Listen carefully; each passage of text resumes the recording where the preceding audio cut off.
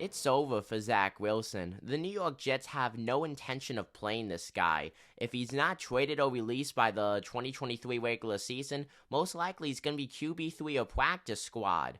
The fact is, Zach Wilson came from a very soft Division I college at BYU. His only big moment was his senior day where he went 18 for 18 passing, which upped his draft stock massively to the second overall pick. Eventually, then, he was drafted by the New York Jets organization. The New York Jets have not made the playoffs in over a decade. Since their last playoff appearance with Mark Sanchez, they've gone 70 and 124 in the win-loss column. But they had a playoff contending team this most recent season. They had a Super Bowl winning defense led by a playoff contending offense. All they needed was a competent quarterback. And Zach Wilson, well, you can't train an incompetent person. You can't train an incompetent quarterback. There's no way to develop this guy. The Jets had a total of 4 quarterbacks this season, 3 if you count out Zach Wilson. You had a washed-up Joe Flacco. You had Mike White, who played with broken ribs on multiple occasions. And then you had Chris Streveler, who was the practice squad quarterback a majority of the season.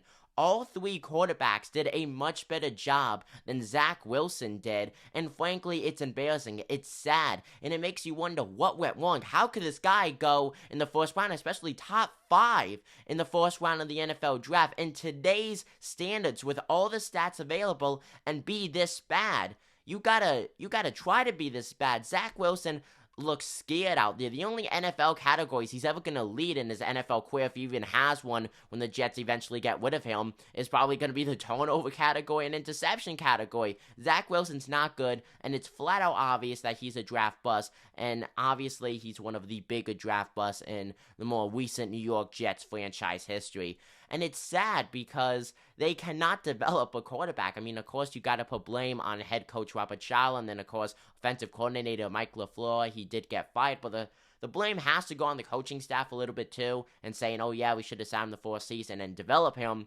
But it seems like even if you try to develop this guy, he's still bad. Why has it been that, we've seen other teams go out in the draft, get a quarterback, and have him start right from the get-go, and they have success?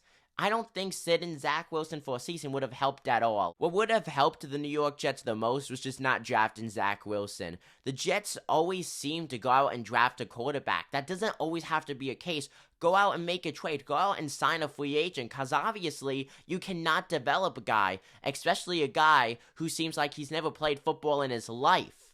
The Zach Wilson era is over. It was a very short, nightmarish era, but it's gonna be over. Comment down below what you guys think. I'm Dominic Konowski. I'm signing out. Take it easy, folks.